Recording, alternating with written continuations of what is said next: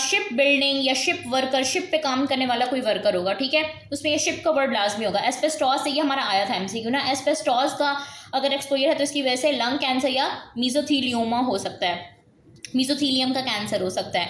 अगर aromatic amine से exposure है तो ब्लैडर का कैंसर हो सकता है। ये एज इट इज़ आप लोगों ने याद कर लेना है। आपकी बुक के अंदर अगेन बहुत बड़ा टेबल बना हुआ है, तो मैंने कोशिश की है कि इंपॉर्टेंट बातें यहाँ पे लिस्ट कर दूँ। विनाइल क्लोराइड की वजह से एंजियोसार्कोमा, बेंजीन की वजह से एक्यूट ल्यूकीमिया हो सकता है। Cigarette smoking very important risk factor है लंग कैंसर के लिए। इसके अलावा एसोफेगस का कैंसर, ब्लैडर का कैंसर, थ्रोट का कैंसर, ठीक है, पूरा ओरोफेरेंजियल, पूरे मुंह का कैंसर ये करा सकते हैं सिगरेट स्मोकिंग। फिर आपके पास कुछ इन्फेक्शन आ जाती है, इसमें वायरल इन्फेक्शन है, बैक्टीरियल इन्फेक्शन है, पैरासाइटिक इन्फेक्शन है। वायरस जब आप लोग वायरोलॉजी पढ़ोगे ये सारी चीजें वहां पे भी कवर हो जाएंगे। This is the beauty of integrated modular system के एक ही अगर आप एक जगह पढ़ते हो तो दूसरी जगह से वो ऑटोमेटिकली कवर हो जाती है। एब्स्टीन बार वायरस आप लोगों ने हिमेटोलॉजी में पढ़ा होगा, बर्किट लिम्फोमा कराता है।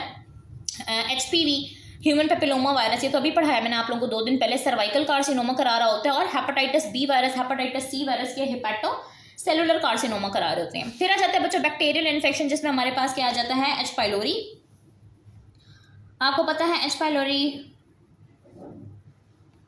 पाइलोरी जो है ना, ये बहुत इंपॉर्टेंट आपके पास रिस्क फैक्टर है माल्ट लिम्फोमा के लिए। ये बात आप लोगों ने हीमाटोलॉजी में पढ़ी हुई होगी, ठीक है, और extra nodal marginal zone lymphoma के नाम से पढ़ा हुआ होगा। और ये जब आप लोग वो पढ़ोगे, माइक्रो के अंदर भी एच पाइलोरी का टॉपिक है, बैक्टीरियोलॉजी के अंदर वहाँ पे भी आप लोग पढ़ोगे। और यहाँ पे भी आप वैसे याद रख लो कि एच पाइलोरी जो है ना वो माल्ट लिम्फोमा करा सकता है। नेक्स्ट ईयर जब आप लोग 4th ईयर में आओगे तो एच पाइलोरी का आपको बहुत ज़्यादा जिक्र मिलेगा, क्योंकि जीआईटी का ही पूरा मॉड्यूल है, ठीक हो गया। फिर कुछ पैरासाइटिक इन्फेक्शन होती हैं, लीवर फ्लूक्स हैं, शिस्टोस्टोमा, जो कि cholangiocarcinoma, squamous cell carcinoma of bladder करा रहे होते हैं। फिर आपकी डाइटरी फैक्टर्स, आपकी डाइटरी हैबिट्स, आपका लाइफस्टाइल बहुत इंपॉर्टेंट है कि अगर आपकी डाइट के अंदर फाइबर बहुत कम है या फाइबर बहुत ज़्यादा है तो कोलोरेक्टल कार्सिनोमा हो सकता है। नाइट्रोजामीन का इंटेक बहुत ज़्यादा है तो गैस्ट्रिक कार्सिनोमा हो सकता है, ठीक है। और एफ्लाटॉक्सिन, मैंने आप लोगों को माइकोलॉजी पढ़ाते हुए पढ़ाया था कि एफ्लाटॉक्सिन की वजह से हेपेटो सेलुलर कार्सिनोमा हो जाता है। फिर आ जाता है बच्चों ओबेसिटी, ठीक है, कि अगर किसी पर्सन का वेट बहुत ज़्यादा अबनॉर्मली ज़्यादा है तो उसको कोलोन का कैंसर, ब्रेस्ट और एंडोमेट्रियल कैंसर हो सकता है। रेडिएशन एक्सपोजर की वजह से, अगर यूवी लाइट का एक्सपोजर है तो मेलानोमा हो सकता है। आयोनाइजिंग रेडिएशन की वजह से ल्यूकीमिया और सॉलिड ट्यूमर्स हो सकते हैं। अगर इन्फ्लेमेशन है बॉडी के अंदर बहुत ज़्यादा, जैसे कि एक इन्फ्लेमेटरी कंडीशन होती है, इसको बोलते हैं अल्सरेटिव कोलाइटिस, ठीक है। अल्सरेटिव कोलाइटिस की वजह से कोलोरेक्टल कार्सिनोमा हो सकता है। कोलाइटिस में कोलोन का वर्ड आ रहा है, मीन्स कि कोलोरेक्टल कार्सिनोमा हो सकता है। कुछ हार्मोन जैसे एस्ट्रोजेंस का अगर लेवल बहुत ज़्यादा है तो उसकी वजह से एंडोमेट्रियल और ब्रेस्ट कैंसर हो सकता है। तो ये कोई इतना मुश्किल टेबल नहीं है, आप 1 से 2 दफ़ा पढ़ोगे ना आप लोगों को आराम से याद हो जाएगा, इसमें कोई ऐसे समझाने वाली बात नहीं है। नोट्स मैंने आप लोगों को प्रोवाइड कर दी है, बस आप लोगों ने एक दफ़ा रीड कर लेना और आपको आराम से आ जाए। फिर कुछ जेनेटिक फैक्टर्स हैं बच्चों के, इन जीन्स के अंदर एबनॉर्मेलिटीज़ आ जाएंगी। आप लोगों ने अगेन वही बात है जो आप लोगों ने नियोप्लेजिया के अंदर पढ़ी है, ये आपके पास जीन्स आ जाती हैं। वो मैंने वहाँ पे आपको ऑनको जीन्स और ट्यूमर सप्रेसर जीन्स करके पढ़ाया था। BRCA1 या BRCA2 के अंदर म्यूटेशन आ जाती है तो आपको ब्रेस्ट और ओवेरियन कैंसर हो सकता है। TP53 की वजह से लीफ्रोमिनी सिंड्रोम हो सकता है। APC की वजह से फेमिलियल एडिनोमेटस पॉलीपोसिस को लाए। रेटिनोब्लास्टोमा जीन की वजह से रेटिनोब्लास्टोमा। WT1 की वजह से विल्म्स ट्यूमर, नाम में पता चल रहा है, RB retinoblastoma, WT Wilms tumour, APC तो एडिनोमेटस पॉलीपोसिस को लाए, ठीक है। और MEN1 की वजह से मल्टीपल एंडोक्राइन नियोप्लेजिया ये हो सकता है। तो ये मैंने कोशिश की है कि जो मोस्ट इंपॉर्टेंट चीज़ है ना वो आपके सामने यहाँ पर लिस्ट कर दूँ। फिर बच्चों को आपसे 3rd एलो में क्या पूछता है, वो 3rd एलो में आपसे पूछता है कि role of various investigations in the diagnosis and management of cancer patient के। अब फॉर एग्जांपल आपको ये भी पता चल गया कि कैंसर पेशेंट आपके पास प्रेजेंटिंग कंप्लेन क्या लेके आता है, आपको उसकी जनरल फिजिकल एग्जामिनेशन के ऊपर क्या क्या साइंस मिलते हैं। फिर आपने ये भी देख लिया कि कौन कौन से रिस्क फैक्टर्स ऐसे होते हैं जिनकी वजह से कोई भी कैंसर हो सकता है। अब लेट सपोज आपके पास कैंसर का पेशेंट आ गया है, अब आप कौन कौन सी इन्वेस्टिगेशंस कराओगे ताकि उसका डायग्नोसिस एस्टैब्लिश हो सके और आप उसको मैनेज कर सको। अगेन बच्चों बहुत ही बोरिंग सा टॉपिक है, बस आप लोगों ने भी इसको एक दफ़ा रीड आउट कर लेना, इतना ज़्यादा इसमें से आपसे कुछ भी पूछा नहीं जाएगा। इनिशियली बच्चों सबसे ज़्यादा इंपॉर्टेंट होती है हिस्ट्री में आपने कौन कौन सी बातें पूछनी है। आपने इन्वायरमेंटल एक्सपोजर के बारे में, ऑक्यूपेशनल एक्सपोजर के बारे में लाजमी पूछना है, आपने स्मोकिंग के बारे में लाजमी पूछना है, फैमिली हिस्ट्री पूछनी है, और जो भी कैंसर होगा ना उससे रेलिवेंट सिम्टम पूछने हैं। जैसे कि अगर किसी पर्सन को आप लंग कैंसर सस्पेक्ट कर रहे हो तो आप उसे स्मोकिंग का सवाल करोगे, आप उसे हॉर्सनेस ऑफ वॉइस का पूछोगे कि आपकी आवाज़ तो नहीं ख़राब होती, साथ में आप उससे डिस्फेजिया का पूछोगे और डायनोफेजिया का पूछोगे कि स्वॉलो करते हुए आपको कोई डिफ़िकल्टी तो नहीं होती, ठीक है। और इसी तरह आप उससे पेन के सिम्टम लोगे, उसके लिम्फ नोड्स को पल्पेट करोगे, ठीक है। सो हिस्ट्री और क्लिनिकल एग्जामिनेशन बहुत ज़्यादा इंपॉर्टेंट है, ठीक है, कि आपने प्राइमरी ट्यूमर साइट सस्पेक्ट करनी है और आपने ये चीज़ देखनी है कि अच्छा अब ये कैंसर यहीं तक महदूद है या ये कैंसर स्प्रेड आउट तो नहीं कर गया, मेटास्टेसाइज तो नहीं कर गया, इसके अलावा कोई और एबनॉर्मेलिटी तो नहीं आ रही उस पेशेंट के अंदर। सो सबसे पहले आपने अगर इस्टेब्लिश कर लिया, आपको हिस्ट्री और क्लिनिकल एग्जामिनेशन से इतना पता चल गया कि अच्छा इसको हम कैंसर सस्पेक्ट कर रहे हैं, तो आपने कैंसर का एक्सटेंट डिटर्मिन करना है कि अच्छा वो कैंसर जो है ना वो किस हद तक फैला हुआ है या कौन से स्टेज का, जिस तरह हम कहते हैं ना इसको फलां स्टेज का कैंसर है।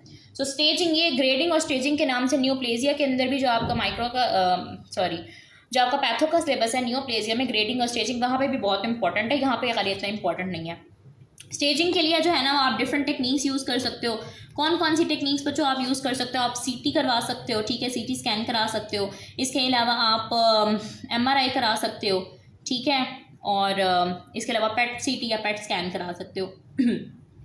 इसके अंदर ना टीएनएम क्लासिफिकेशन भी आ जाती है, वो मैं इंशाल्लाह आप लोगों को नियोप्लेजिया के अंदर कवर करा दूंगी, यहाँ पे उसकी इतनी ज़्यादा इंपॉर्टेंस नहीं है, तो यहाँ पे मैंने जो है ना वो इतना ज़्यादा नहीं कराया। अब सीटी जो होता है ना वो हमारे पास की इन्वेस्टिगेशन होती है, मेजर स्टेजिंग की इन्वेस्टिगेशन जो है ना वो हम कर रहे होते हैं सीटी स्कैन के थ्रू, खास तौर पर अगर थॉरैक्स या फिर एब्डोमेन का ट्यूमर है, ठीक हो गया। इससे हम क्या मालूम कर रहे होते हैं कि एक्सटेंट ऑफ डिजीज़ कितना है, मेटास्टेसिस कितना है, ठीक है। फॉर एग्जाम्पल अगर किसी पर्सन को कोलोरेक्टल कार्सिनोमा है, ठीक है, तो हम सीटी कोलोनोग्राफी करा लेते होते हैं उसके अंदर। इसी तरह बच्चों अल्ट्रासाउंड भी होता है, मैंने यहाँ पे लिखा नहीं है कि अल्ट्रासाउंड भी जो है ना हमें किसी हद तक यूज़फुल हो सकता है। उसके बाद आ जाता है बच्चों एमआरआई जो है ना वो हाई रेजोल्यूशन इमेजिंग प्रोवाइड करता है, ठीक है, और ये पर्टिकुलरली यूज़फुल होता है किसके लिए? ब्रेन ट्यूमर के लिए, ठीक है। ब्रेन के उसमें तो हम हमेशा ही एमआरआई कराते हैं। पेल्विक रेडियोलॉजी पढ़ाऊंगी अभी आप लोगों को, उसमें भी थोड़ा बहुत आइडिया हो जाएगा। पेल्विस के लिए, रेक्टम के लिए, सर्विक्स के लिए, प्रोस्टेट कैंसर के लिए। फिर पेट स्कैन या पेट सीटी आ जाता है, ये जो है ना आपके पास ट्यूमर सेल्स की मेटाबॉलिक एक्टिविटी को डिटर्मिन करा होता है कि ट्यूमर सेल्स आपके पास किस हद तक एक्टिव हैं, ठीक है, और इसके अलावा आपको डिस्टेंट मेटास्टेसिस का पता चल रहा होता है कि ये जो कैंसर है ना वो और किस किस जगह तक फैला हुआ होता है, तो आप एक्सटेंट ऑफ डिजीज़ का पता चला रहे होते हो, डिस्टेंट मेटास्टेसिस का पता चला रहे होते हो, ठीक है। अब तक बच्चों मैंने आप लोगों को क्या बताया है? अब तक मैंने आप लोगों को ये बताया कि जो कैंसर का पेशेंट होगा वो आपके पास कौन कौन सी कंप्लेन लेके आएगा। वो आपके पास ये कंप्लेन लेके आ सकता है कि मुझे बहुत ज़्यादा वेट लॉस हो रहा है, मुझे बहुत ज़्यादा फटीग हो रही है, मुझे भूख नहीं लग रही, मुझे जो है ना दर्द हो रहा है, या जो भी मुझे कोई स्वेलिंग हो गई है, कोई गिल्टियाँ बन गई हैं बॉडी के अंदर, या वीकनेस रहती है, या जो भी उसका सस्पेक्टेड कैंसर है ना उसके ऑर्गन सिस्टम से रिलेटेड अपने जो है ना कंप्लेंट्स लेके आएगा। फिर आप लोगों ने इसकी एग्जामिनेशन करनी है, ऊपर से लेकर नीचे तक आपने हर चीज़, हर सिम्टम जो है ना वो एग्जामिन करना है। फिर मैंने आप लोगों को कुछ रिस्क फैक्टर्स पढ़ाए हैं कि कुछ जेनेटिक रिस्क फैक्टर्स हो सकते हैं, कुछ इन्वायरमेंटल रिस्क फैक्टर्स हो सकते हैं, ठीक है। उसमें डिपेंड करता है कि ऑक्यूपेशनल एक्सपोजर है, सिगरेट स्मोकिंग है, कोई वायरल बैक्टीरियल परसिस्टेंट इन्फेक्शन अगर उसको रही है ना तो उसकी वजह से। ऐसा नहीं है किसी पर्सन को अगर एक दफ़ा एच पाइलोरी हो गया तो लाजमी तौर पर वो उसको कैंसर हो जाएगा, ऐसा नहीं होता। अगर वो बहुत लंबे टाइम तक रहती है, HPV भी मैंने आपको बताया था कि अगर ह्यूमन पेपिलोमा वायरस की इन्फेक्शन भी लंबे टाइम तक रहती है तो वो जाके सर्वाइकल कार्सिनोमा डेवलप हो सकता है। डाइटरी फैक्टर्स होते हैं, ठीक है। ऐसा नहीं कि आपने एक दिन जंक फूड खा लिया तो आपको अगले दिन खुदा ना खास्ता कैंसर हो जाएगा, ऐसे नहीं होता। It's a long term process, ठीक है। ओबेसिटी, रेडिएशन का एक्सपोजर 20-20 साल का एक्सपोजर होता है, फिर जाके जो है ना इस तरह से कैंसर की डेवलपमेंट होती है। कुछ जेनेटिक फैक्टर्स हैं, ठीक है, ये मैंने आप लोगों को सारे पढ़ाए हुए हैं। बस ये है कि जीन्स की म्यूटेशन हो जाएगी, उसमें हम कुछ कर नहीं सकते। जेनेटिक म्यूटेशन हो गई या इनहेरिटेंस भी इसमें बहुत रोल प्ले करी होती है, उसकी वजह से मुख्तलिफ कैंसर हो सकते हैं। फिर मैंने आपको बताया कि अच्छा अब आप लोगों को पता चल गई है कि इस पर्सन को हम कैंसर सस्पेक्ट करें तो आप उसके लिए क्या क्या मेजर्स दे सकते हो। पहली वही बात है कि आपने हिस्ट्री लेनी है, उससे एडिक्वेट आपने उसकी क्लिनिकल एग्जामिनेशन करनी है। फिर आपने उसकी स्टेजिंग डिटर्मिन करने के लिए आप सीटी स्कैन करा सकते हो, अल्ट्रासाउंड करा सकते हो, एमआरआई करा सकते हो, पेट स्कैन या पेट सीटी करा सकते हो, ठीक है। याद रखना है कि थॉरैक्स या एब्डोमेन का कैंसर है तो आप लोगों ने सीटी की तरफ जाना है। अगर ब्रेन, पेल्विस, रेक्टम, सर्विक्स या प्रोस्टेट का कैंसर है तो आपने एमआरआई, और अगर आपने ट्यूमर सेल्स की मेटाबॉलिक एक्टिविटी और डिस्टेंट मेटास्टेसिस को जो है ना वो देखना है तो आपने पेट स्कैन या पेट सीटी की तरफ जाना है। फिर आ जाती है बच्चों कि आपने ट्यूमर की टाइप को डिटरमिन करना है, उसके लिए आप बायोप्सी करा रहे हो। ये तो आप लोगों ने काफ़ी ज़्यादा सुना हुआ भी होगा। बायोप्सी जो है ना एक तरह से आप कह लो कि ट्यूमर टाइप के लिए डेफिनेटिव जो इन्वेस्टिगेशन है ना वो आपके पास क्या आ जाती है, बायोप्सी आ जाती है। ट्यूमर की टाइप का पता चलाने के लिए आप क्या कर रहे होते हो, बायोप्सी कर रहे होते हो।